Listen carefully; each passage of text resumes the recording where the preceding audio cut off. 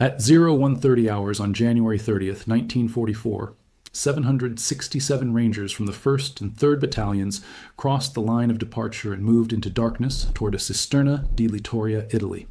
They moved in single file along the Mussolini Canal drainage ditch. Complete tactical silence, no lights, no talking. Only the sound of boots in mud and equipment shifting against webbing. The temperature had dropped to near freezing. Rangers navigated by compass in absolute darkness. 3 miles ahead, the small town of Cisterna controlled road junctions essential to any Allied advance from the Anzio beachhead.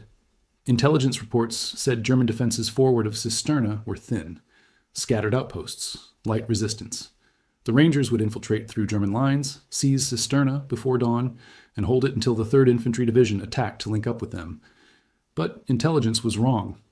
German forces had designated Cisterna as an assembly area for counterattack forces. The Hermann Göring Panzer Division had positioned 17 Panzer IV tanks in concealed positions around the town. The 715 Infantry Division held the ground between Allied lines in Cisterna. Field Marshal Albert Kesselring had ordered every available unit to Anzio to contain the Allied beachhead. German command knew Rangers were coming. They had moved 2 full divisions and armor into position specifically to counter the expected infiltration. This was not the thinly held outpost line American intelligence believed existed. This was a trap, and Rangers were walking straight into it. The fact that German command had moved 2 full divisions and armor specifically to counter a force of less than 800 men demonstrated something critical. The Wehrmacht feared Rangers, and they had good reason. The problem for Allied forces in Italy in 1943 was simple. German defensive positions were nearly impenetrable. Wehrmacht troops were dug into mountains, hills, and fortified towns throughout the Italian peninsula. Every advance cost hundreds of Allied lives. Every strong point required days of artillery bombardment and frontal assaults that bled divisions white. The Gustav Line south of Rome had stopped the entire Fifth Army cold. Monte Cassino had become a killing ground where Allied divisions threw themselves against German positions and died by the thousands. American and British commanders needed something different. They needed units that could bypass German defenses, attack from unexpected directions, move at night, infiltrate enemy lines, and accomplish missions that conventional infantry could not. They needed raiders, commandos, special assault troops who could do what regular infantry divisions could not do. The British had commandos, highly trained raiding forces that had conducted operations along occupied coastlines since 1940. Small unit tactics, night operations, amphibious assaults. The commandos had proven that elite light infantry could accomplish strategic objectives that entire divisions could not achieve through conventional means. But in 1942, the United States Army had no equivalent force. American infantry divisions were trained for conventional warfare, set-piece battles, frontal assaults with artillery support. They were good at what they did, but they were not trained for raids, infiltration, or commando operations. General George Marshall, Chief of Staff of the United States Army, recognized this gap. In May 1942, he approved the formation of a new unit, the 1st Ranger Battalion. Named after Rogers Rangers from the French and Indian War, this new force would be modeled on British commandos but would be American in composition and command. The mission was clear: create an elite raiding force capable of conducting operations that conventional infantry could not accomplish. Brigadier General Lucian Truscott, the United States Army liaison to British Combined Operations Headquarters, sent a cable to Major General Russell Hartley, commanding United States forces in Northern Ireland. The cable authorized immediate activation of the 1st Ranger Battalion. 2,000 men volunteered from the 34th Infantry Division and 1st Armored Division stationed in Northern Ireland. The recruits came from every part of America: farm boys from Iowa, factory workers from Pennsylvania, college students from California, men looking for action, for challenge, for something more than standard infantry duty. The recruiting posters asked for volunteers for hazardous duty. No specifics, no promises, just hazardous duty, and men lined up to join. Of the 2,000 volunteers, only 600 were selected. The selection process was brutal. Physical fitness tests that eliminated half the candidates immediately, interviews that probed motivation and character, background checks that eliminated anyone with disciplinary problems. The Army wanted the best. Only the best would make it through. The man chosen to command this new unit was Captain William Orlando Darby, 31 years old, graduate of West Point class of 1933, an artillery officer with no special operations experience. But Darby had something that experience could not teach: leadership, presence, the ability to inspire men to do things they did not think they could do. Within weeks of his selection, Darby was promoted to major for his work organizing the battalion. The men who passed selection arrived at Carrickfergus, Northern Ireland on June 19, 1942. Company A, 1st Ranger Battalion, was officially activated. They had uniforms, rifles, and basic infantry training. What they did not have was any idea how to be Rangers. That education would come in Scotland. In late June 1942, Darby led his 600 volunteers to the Commando Training Centre at Achnacarry Castle in the Scottish Highlands. The journey began with a train ride to Fort William, followed by a 7-mile forced march with full packs to the training camp. Men dropped out on the march. Some collapsed from exhaustion. Some quit. By the time the formation reached Achnacarry, 90 men had been eliminated. 510 remained. The Commando Training Centre was commanded by Lieutenant Colonel Charles Vaughan, a British officer who had led commando raids and knew exactly what combat required. Vaughan's instructors were battle-hardened commando veterans who had fought in Norway, France, and North Africa. They had killed Germans. They had been shot at. They knew what worked and what got men killed. The training program was unlike anything American soldiers had experienced. Physical conditioning that made basic training look easy. Forced marches through Scottish mountains carrying 80-pound packs. Obstacle courses run at sprint speed.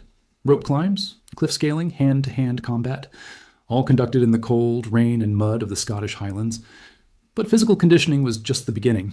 The real training was in tactics, night operations, moving silently through darkness, navigating by compass and stars, approaching enemy positions without being detected, learning to kill sentries quietly with knives and garrots, small unit tactics, how to maneuver as a fire team, a squad, a platoon without radio communication, hand signals, visual coordination, trusting the man next to you to do his job while you did yours, amphibious operations, loading into small boats in rough seas, landing on hostile beaches under fire, moving from water to objective without losing momentum or cohesion, weapons training with every weapon the Rangers might encounter, British and American rifles, machine guns, mortars, grenades, German weapons too, because in combat you used whatever worked and ammunition came from wherever you found it. Street fighting, house-to-house clearing, room entry techniques, how to breach doors, throw grenades into enclosed spaces and clear buildings without getting killed, demolitions, how to blow bridges, destroy bunkers, disable artillery pieces, and sabotage supply dumps. The training used live ammunition, actual bullets fired over the heads of crawling Rangers, actual explosives detonating near moving formations. The British believed that training had to replicate combat as closely as possible. If men could function under live fire in training, they could function under live fire in combat. One Ranger was killed during training. Several others were wounded. But the 500 who completed the course at Achnacarry in September 1942 were as well trained as any infantry in the world. The first combat test came on August 19, 1942, before the full battalion had completed training. 50 Rangers under Captain Roy Murray were attached to British and Canadian forces for Operation Jubilee, the raid on Dieppe, France. The objective was to test German coastal defenses, gather intelligence, and demonstrate Allied capability to conduct amphibious raids. The operation was a disaster. German forces were alerted before the assault began. Landing craft were met with withering fire from coastal guns and machine gun positions. Canadian infantry were cut down on the beaches. Tanks bogged in shingle and were destroyed by German anti-tank guns. Of the 6,000 Allied troops that landed at Dieppe, more than 3,000 were killed or captured. But the Rangers assigned to No. 4 Commando succeeded in their mission. 4 Rangers joined British commandos in an assault on the Hesse battery at Varengeville. 6 German 155mm guns in fortified positions. The commandos and Rangers infiltrated through woods, approached from an unexpected direction, and destroyed the battery in close quarters combat. It was the only Allied success at Dieppe. Second Lieutenant Edward Lustelow, 23 years old from Franklin, Louisiana, was leading 7 Rangers with No. 3 Commando at Berneval when their landing craft was engaged by German patrol boats. 3 boats made it to shore under heavy fire. Lustelow took command when the British captain was killed. He led his Rangers and remaining commandos in an assault up steep cliffs under machine gun and mortar fire. Lustelow was wounded 3 times. On the 3rd wound, while trying to suppress a German gun position, he was killed. Edward Lustelow became the first American soldier to die in ground combat in the European theater of World War II. His death, and the deaths of 2nd Lieutenant Joseph Randall and Technician 4th Grade Howard Henry, proved something critical. Rangers would fight. They would not quit. They would not retreat. They would attack until killed. German defenders at Dieppe noted this in their after-action reports.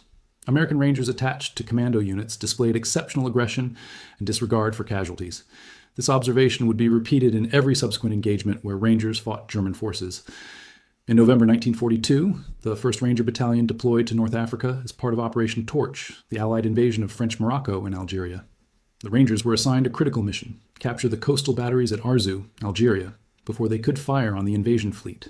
2 batteries, the Batterie du Nord and Batterie du Sud, 4 guns each, French colonial troops loyal to Vichy France manning the positions. The Rangers would land at night, infiltrate inland, and attack both batteries simultaneously from behind before dawn.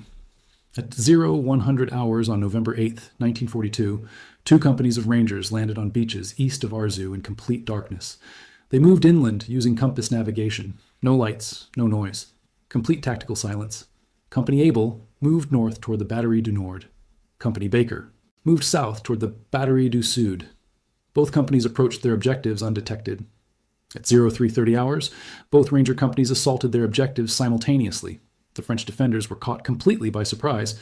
Rangers came over the walls with grenades and rifle fire, close quarters combat and gun emplacements, hand-to-hand fighting in bunkers. Within 20 minutes, both batteries were secured. 40 French soldiers captured. No Ranger casualties. The invasion fleet landed unopposed at Arzu. General Dwight Eisenhower, Supreme Commander, Allied Forces, noted the Ranger success in his reports. 1st Ranger Battalion had accomplished its mission with precision and aggression that exceeded expectations. But it was the next operation that made German forces take notice. In February 1943, the 1st Rangers conducted the first American behind-the-lines raid of the war at Sened Station, Tunisia. German and Italian forces held a fortified outpost in mountainous terrain. Allied intelligence needed information about enemy strength and dispositions. A frontal assault would cost hundreds of casualties. Darby proposed a night infiltration raid. 3 Ranger companies would march 12 miles through enemy territory at night, approach Sened from the rear, assault at dawn, capture prisoners, destroy the position, and withdraw before German reinforcements arrived. On the night of February 10th to 11th, 200 Rangers moved out from Allied lines. They navigated through darkness across rough terrain, bypassing Italian outposts, moving in tactical silence. At dawn on February 11th, the Rangers assaulted Sened Station from 3 directions simultaneously. The Italian garrison was taken completely by surprise. Rangers swept through this position with grenades, rifles, and close combat. 11 Italians killed. 11 captured, including 1 officer who provided valuable intelligence. The Rangers destroyed supply dumps, disabled equipment, and withdrew before German forces could respond. Total Ranger casualties were 1 man wounded. The raid demonstrated everything that made Rangers effective: night infiltration, surprise, aggression, precise execution, rapid withdrawal.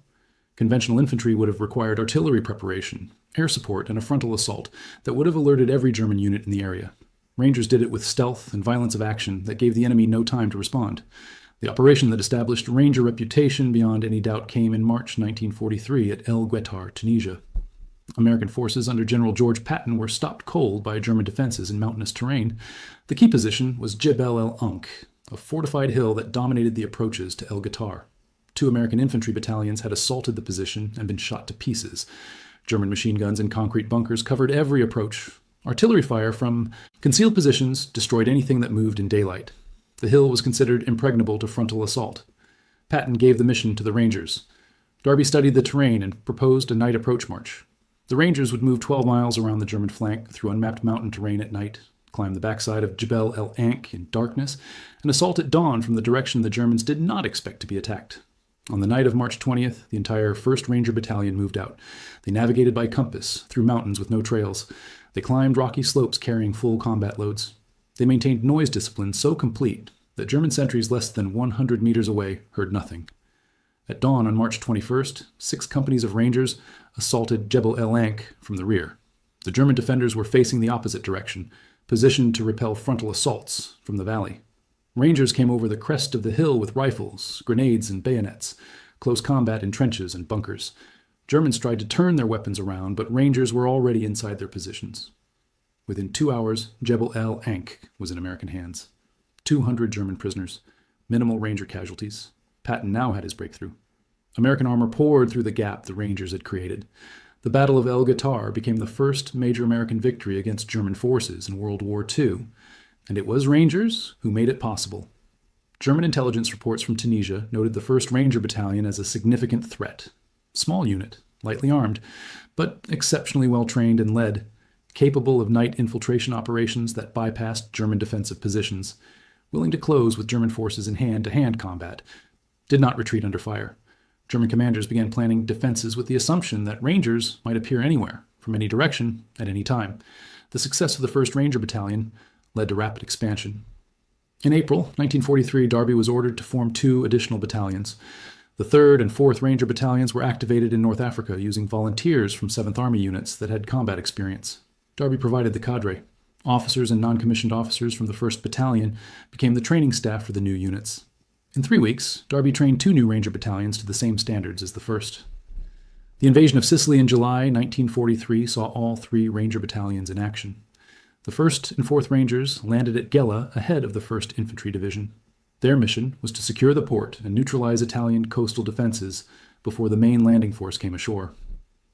In darkness, on July 10, 1943, Rangers landed on hostile beaches under fire from Italian pillboxes. They assaulted directly off the landing craft with rifle fire and grenades. Italian defenders fired from concrete bunkers, but Rangers closed the distance faster than the Italians could respond. Within 4 hours, Gela was in Ranger hands, but German forces responded immediately. The Hermann Göring Panzer Division counterattacked with Panzer III and Panzer IV tanks, 46 medium tanks rolling toward the beach to drive the invasion force back into the sea. The Rangers had no anti-tank weapons heavier than bazookas and grenades. Naval gunfire from destroyers offshore provided support, but German tanks pressed the attack. Darby organized a defensive line using every available weapon. Rangers with bazookas fired at point-blank range. Naval fire directed by Ranger forward observers destroyed tanks as they approached the town. Hand-to-hand fighting in the streets of Gela. German infantry and Rangers fighting house to house. The battle lasted 2 days. German tanks reached to within 300 meters of the beach before Ranger bazooka teams and naval gunfire stopped the advance. When the Hermann Göring Division finally withdrew, 17 German tanks lay destroyed in and around Gela. The Rangers had held. They had stopped a panzer division with rifles, grenades, and naval support. That defensive action at Gela reinforced German respect for Ranger capabilities. In September 1943, Rangers landed at Salerno, Italy, ahead of the main invasion force. Their mission was to seize and hold Chiunzi Pass, the key terrain that controlled the roads inland from the beachhead. German forces were expected to counterattack through the pass to drive Allied forces back into the sea. The Rangers had to hold the pass until the main force could reinforce them. At 03:30 hours on September 9th, 1943, Rangers landed at Maiori and moved inland immediately. They reached Chiunzi Pass before German forces realized the invasion had begun. Rangers dug into defensive positions on the high ground overlooking the pass. When German counterattacks came, Rangers were waiting. For 13 days, Rangers held Chiunzi Pass against continuous German assaults, artillery barrages, infantry attacks, probing actions at night. The Germans threw everything they had at the Rangers trying to break through. Ranger positions were under constant fire. Casualties mounted daily. Ammunition ran low. Food and water were rationed. But the Rangers did not give ground, not 1 meter. German forces noted in their reports that American Rangers at Chiunzi Pass fought with tenacity that exceeded normal infantry standards. Positions that should have been overrun held out under sustained attack. Counterattacks were launched from defensive positions, with aggressiveness unexpected from defending forces. Wounded Rangers continued fighting. The pass held until the 5th Army broke through from Salerno and relieved the Rangers on September 22nd. By that point, Darby's Ranger force at Chiunzi had grown from battalion to brigade size as other units were attached to the Rangers during the fighting. Darby was effectively commanding a force of 8,500 men. But the Corps, the Rangers who held the critical ground, numbered less than 2,000, and they had done what entire divisions sometimes could not do. They had held ground against overwhelming German attacks and refused to break. That reputation, that identity as troops who did not retreat, who fought harder than conventional infantry, who accomplished missions others could not accomplish, was exactly what made German forces wary of Rangers. But the operation that cemented Ranger reputation in German minds was the disaster at Cisterna. In January 1944, Allied forces landed at Anzio on the Italian coast, north of the Gustav Line. The objective was to bypass German defenses, land behind German lines, and drive inland to cut German supply routes. The landing succeeded. 36,000 troops came ashore with minimal opposition, but the Allied commander, Major General John Lucas, hesitated. Instead of driving inland immediately, Lucas consolidated the beachhead. German forces responded with exceptional speed. Field Marshal Albert Kesselring ordered every available unit to Anzio. Within days, 8 German divisions were moving into positions around the Allied beachhead. The Hermann Göring Panzer Division, the 3 Panzer Grenadier Division, the 71st Infantry Division, the 4 Parachute Division, elite German forces. Kesselring intended to contain the Allied beachhead and then counterattack to drive the invasion force into the sea. Lucas needed a breakthrough. He needed to expand the beachhead before German forces completed their encirclement. The objective was Cisterna de Littoria, a small town that controlled road junctions essential to any advance inland. The mission went to the Rangers. The 1st and 3rd Ranger battalions would infiltrate through German lines at night, moving 5 miles behind enemy lines along drainage ditches. They would seize Cisterna in a surprise assault before dawn and hold it until the 3rd Infantry Division attacked to link up with them. The 4th Ranger Battalion would attack along the road to clear the main approach. The intelligence estimate said German defenses forward of Cisterna were thin, scattered outposts, light resistance. The main German defensive line was believed to be behind Cisterna, not in front of it. The intelligence was completely wrong. German forces had designated Cisterna as an assembly area for counterattack forces. The Hermann and Göring Panzer Division had moved tanks and infantry into positions around the town. The 715 Infantry Division held the ground between the Allied lines and Cisterna.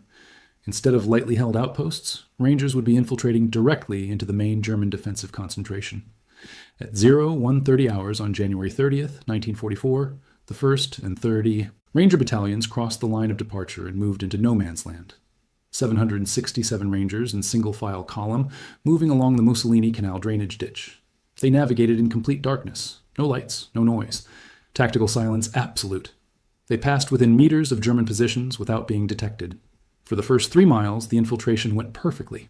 Rangers bypassed German sentries, crossed obstacles, maintained formation without verbal communication. But at 0600 hours, as dawn approached, the drainage ditch ended. The Rangers were still 800 meters from Cisterna. Open ground lay between them and the objective, flat fields with no cover, and daylight was coming. The Rangers had 2 choices: stay in the ditch and wait for darkness, or cross the open ground before full daylight revealed them. Staying in the ditch meant giving up surprise. The Germans would discover them. Crossing in twilight gave them a chance to reach Cisterna before German forces fully reacted. The Rangers crossed the open ground. German sentries spotted them immediately. Alarm whistles sounded. Machine guns opened fire, and the Rangers found themselves in the middle of a massive German defensive position. The Hermann Göring Panzer Division had 17 Panzer IV tanks concealed in Cisterna. The 715 Infantry Division had infantry positions on 3 sides of the Rangers. Instead of infiltrating behind German lines, Rangers had infiltrated directly into the largest German force concentration in the entire Anzio sector. The battle that followed lasted 8 hours. Rangers fought from drainage ditches, from farmhouses, from shell craters, from anywhere that offered cover. German tanks maneuvered to cut off escape routes. German infantry closed in from all sides. Artillery fire from German batteries began landing on Ranger positions. The 4th Ranger Battalion tried to fight through to rescue the trapped battalions, but German positions stopped the relief force cold. Tanks, machine guns, minefields. The 4th Rangers could not break through. The 3rd Infantry Division attacked but could not reach Cisterna. German defenses held against every assault. By afternoon, ammunition was exhausted. Rangers had fired every round. Bazookas empty. Grenades gone. Rifles down to last magazines. The 1st and 3rd Battalions were surrounded with no possibility of reinforcement or escape. Major Alva Miller, commander of the 3rd Battalion, was killed leading a counterattack. Major John Dobson, commander of the 1st Battalion, was severely wounded. German forces called for surrender. The Rangers refused. They fought with bayonets and rifle butts, hand-to-hand combat in ditches. The Germans brought tanks forward and fired point-blank into Ranger positions. By late afternoon on January 30th, organized resistance ended. Of 767 Rangers who began the infiltration, only 6 made it back to Allied lines. 12 were killed in action, 36 were wounded, 743 were captured. The 4th Ranger Battalion suffered 30 killed and 58 wounded trying to reach the trapped units. Darby's Ranger force was effectively destroyed. The 1st, 3rd, and 4th Ranger Battalions were disbanded. Surviving Rangers were assigned to other units or sent home to train new formations. But German forces noted something important in their after-action reports. Even when surrounded, outnumbered, out of ammunition, facing tanks at close range, Rangers continued fighting. They did not surrender until physically incapable of resistance. Individual Rangers fought to the death rather than give up positions. Small groups counterattacked against impossible odds. Even after officers were killed and units were broken into isolated pockets, Rangers kept fighting. German intelligence noted that American Rangers displayed combat motivation and determination that exceeded standard Wehrmacht infantry and approached Waffen-SS levels. That assessment, from an enemy that respected combat effectiveness above all else, defined what Rangers had become: an elite force that fought harder, accepted higher risk, and accomplished missions that conventional forces could not accomplish, but at terrible cost. Cisterna was the worst Ranger defeat of World War II, but it was not the end of Rangers. The 2nd and 5th Ranger Battalions, formed in 1943 in the United States, trained at Camp Forest, Tennessee, under Lieutenant Colonel James Earl Rudder. Rudder, 33 years old, former high school football coach from Texas, had no commando experience when he took command of the 2nd Rangers. But like Darby, Rudder had leadership, and he had studied everything the 1st Rangers had learned in combat. The 2nd and 5th Rangers arrived in England in January 1944. They trained with British commandos at Achnacarry, just like the 1st Rangers. Live fire exercises, cliff climbing, night operations, small boat handling.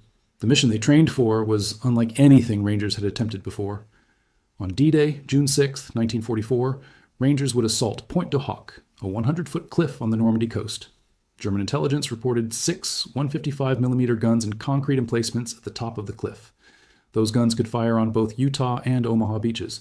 They could destroy landing craft, kill troops on the beaches, disrupt the entire invasion. The guns had to be destroyed before the main landing force came ashore, and the only way to reach them was to climb the cliff under fire. The 2nd Ranger Battalion trained for 3 months on cliffs along the English coast. They tested every climbing technique: rope ladders, rocket-fired grappling hooks, fire ladders borrowed from the London Fire Brigade. They practiced until they could climb a 100-foot cliff in under 5 minutes, but training could not replicate what they would face at Pointe du Hoc. German defenders on top of the cliff throwing grenades down, machine gun fire from flanking positions, mortar fire from inland batteries. The climb would happen in daylight, under direct observation, with no cover and no concealment. At 04:45 hours on June 6, 1944, 225 Rangers from Companies D, E, and F of the 2nd Battalion loaded into British landing craft and headed toward Pointe du Hoc. The naval bombardment had been pounding the cliff top for an hour, battleship shells and destroyer fire, but German defenses were intact. The landing craft approached the cliff base under heavy fire. German machine guns swept the small boats. Mortar rounds landed in the water around the craft. Rangers returned fire with Browning automatic rifles as the boats closed on the beach. At 0710 hours, landing craft grounded on the narrow beach at the base of the cliff. Rangers jumped into waist-deep water and ran for the cliff face. German grenades fell from above, rifle fire from the cliff edge. Rangers fired rocket grapnels. Ropes shot up the cliff face. Some caught, some fell back. Germans cut ropes as they were fired. Rangers climbed on the ropes that held, hand over hand. 100-foot climb with full combat gear. Men fell when ropes were cut, others kept climbing. German defenders threw grenades over the edge. Rangers on the cliff face could not take cover. They climbed faster. Some reached the top in under 3 minutes. The first Rangers over the cliff edge opened fire with automatic rifles, killing German defenders and driving others back from the cliff edge. More Rangers reached the top. 30 minutes after landing, 90 Rangers had climbed the cliff and were engaging German positions on the plateau. But when Rangers reached the gun emplacements, they found them empty. The massive concrete casemates held only telephone poles painted to look like gun barrels from the air. Allied intelligence had been deceived. The real guns had been moved inland days before the invasion. Ranger patrols pushed inland looking for the guns. Sergeant Leonard Lommel and Sergeant Jack Kuhn led a patrol south along a hedgerow toward a dirt road. 250 yards from the coastal highway, Lommel found 5 of the 6 155mm guns positioned in an orchard, camouflaged with netting, ready to fire on the beaches. German crews were nowhere in sight. Lommel and Kuhn moved in quietly. Lommel destroyed 2 guns by smashing their traversing and elevating mechanisms with thermite grenades. He and Kuhn disabled the sights and mechanisms on the others. A second patrol led by Staff Sergeant Frank Rapinski from Company E found and disabled the 6th gun. All 6 guns were rendered useless. The mission accomplished. But the Rangers on Pointe du Hoc were now surrounded. German forces counterattacked from 3 directions. Artillery. Fire from inland batteries pounded Ranger positions. German infantry probed the Ranger perimeter at night. Casualties mounted. Ammunition ran low. Food and water were exhausted. Communications equipment was destroyed in the landing. No one knew if the Rangers on Pointe du Hoc were alive or dead. For 2 days, Rangers held Pointe du Hoc against continuous German attacks. They fought from shell craters and shattered bunkers. Wounded Rangers stayed on the firing line. The defensive perimeter shrank as German pressure increased. By June 8th, only 90 Rangers were still able to fight. Of the 225 who had climbed the cliff, 77 were dead, 152 were wounded. The remainder were exhausted, out of ammunition, and surrounded. But they held. When relief forces finally reached Pointe du Hoc on the morning of June 8th, Rangers were still in defensive positions, still fighting, still refusing to give ground. The 2nd and 5th Ranger Battalions continued fighting across France through the summer of 1944. Hill 400 in the Hürtgen Forest. Rangers assaulted a fortified German position on steep slopes in winter conditions. Other American units had tried and failed. Rangers attacked at night, climbed the hill under fire, and took the summit in close combat. They held against German counterattacks for 3 days before being relieved. The assault cost the Rangers 225 casualties out of 470 men engaged, but they took the objective and held it. German soldiers who fought Rangers in Normandy, in the Hürtgen Forest, in the advance across France, reported in prisoner interrogations that Rangers were recognized as elite assault troops. German forces identified Rangers by their aggressive tactics, their willingness to accept casualties to accomplish missions, and their refusal to retreat under fire. Wehrmacht intelligence officers noted that Rangers appeared to have better training than standard American infantry. They operated in smaller units with less support, but achieved results disproportionate to their numbers. German commanders learned to reinforce sectors where Rangers were identified. A single Ranger battalion required defensive preparations that would normally be used against an entire American division, because Rangers did not follow conventional tactics. They attacked at night, they infiltrated through defensive lines, they appeared from unexpected directions, and once engaged, they fought until the position was taken or until every Ranger was dead or wounded. The pattern repeated throughout 1944 and 45. Rangers spearheaded assaults. They took objectives that other units could not take. They paid for their success with casualty rates that would have destroyed conventional infantry units, but they kept fighting. After the war, German officers were interviewed by American intelligence about enemy forces they had faced. Rangers were consistently mentioned as one of the most effective Allied special operations forces, comparable to British commandos and Soviet Guards units in terms of combat effectiveness and motivation, better trained than standard American infantry, more aggressive than most German infantry, willing to close with German forces in hand-to-hand combat rather than rely on artillery and air support. The assessment from German prisoners was consistent. You knew when you were fighting Rangers because they kept coming. They did not stop. They did not retreat. You had to kill every Ranger, or they would kill you. That reputation was built on operations like El Guitar and Pointe du Hoc. But it was also built on hundreds of smaller actions, where Rangers did what conventional infantry could not do. Infiltration patrols that captured prisoners from positions other units could not reach. Night raids that destroyed supply dumps behind German lines. Assaults on fortified positions that cleared the way for main force advances. Every operation reinforced the same pattern. Rangers accomplished missions, at high cost, but they accomplished them.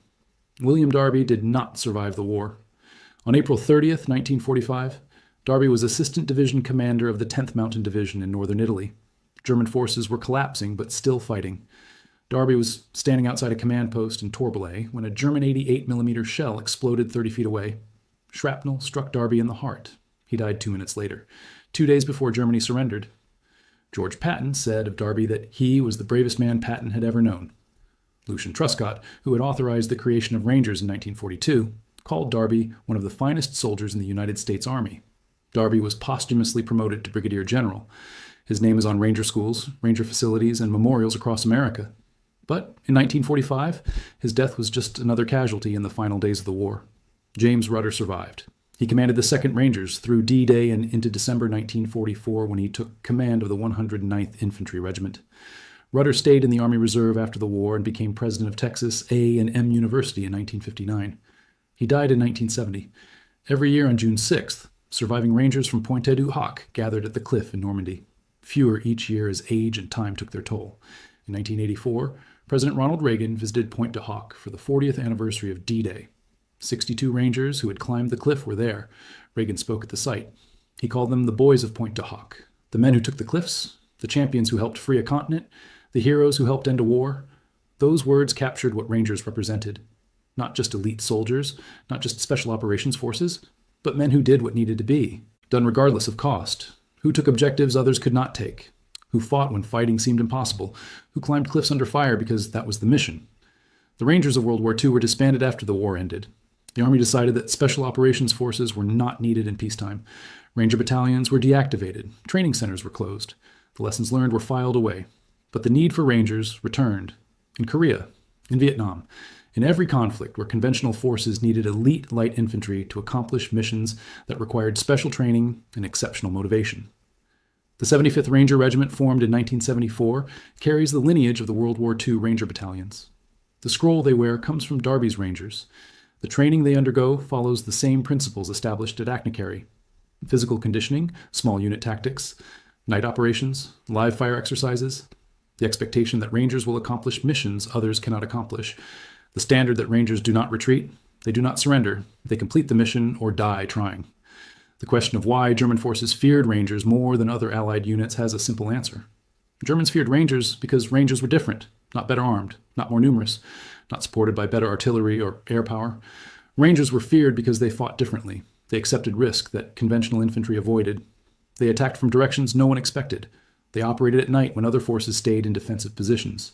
They closed with German forces in hand-to-hand combat when other forces called for artillery support. They kept fighting when other units would have retreated. And most importantly, Rangers accomplished missions. Every single time Rangers were given an objective, they took it. At Arzo, Sened Station, El Gotar, Gela, Salerno, Pointe du Hoc, Hill 400.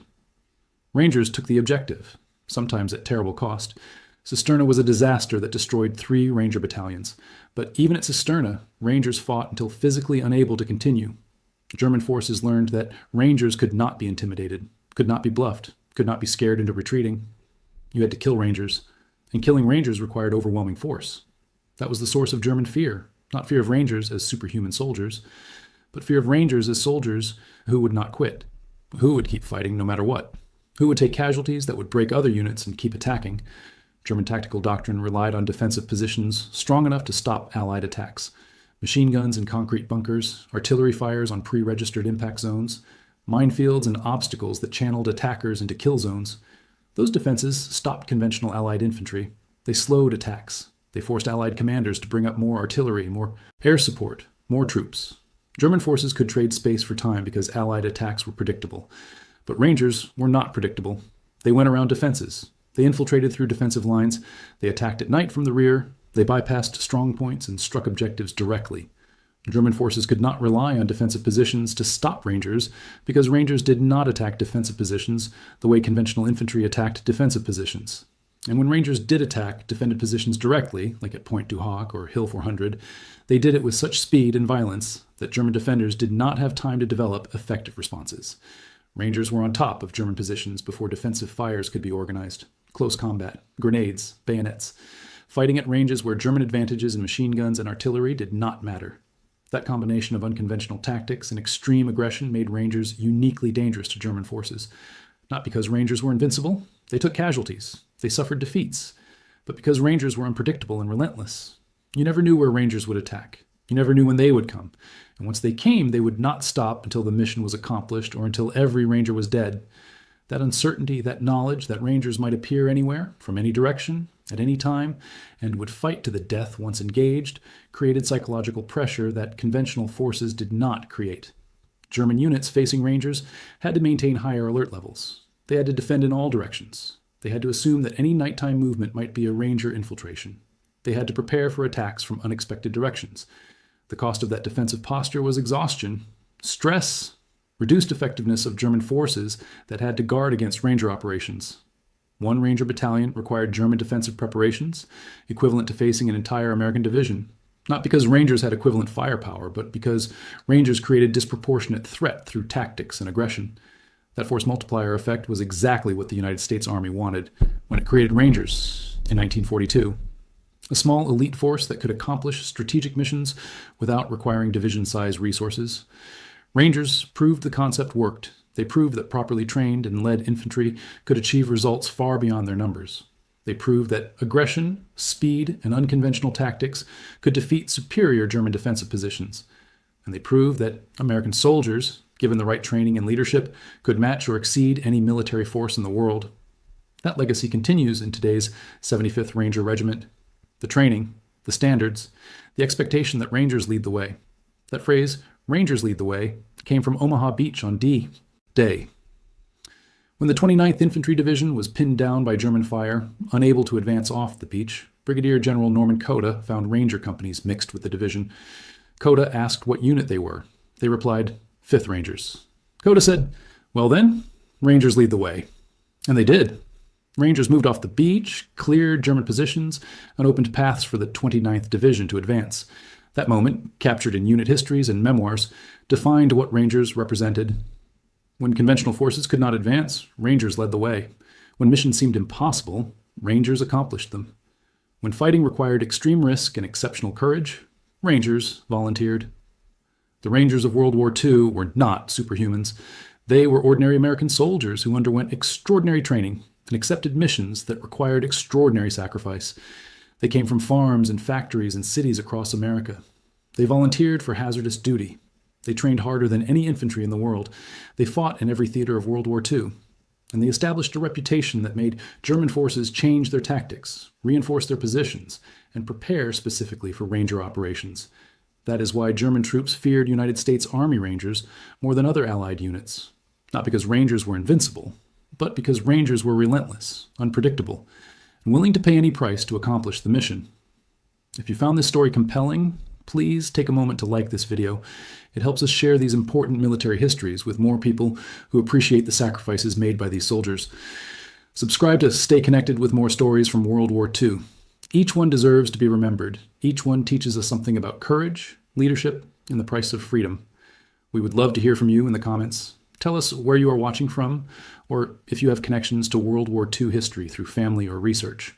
Our community includes veterans, military historians, and people from around the world who value these stories. Thank you for watching, and thank you for helping keep these histories alive.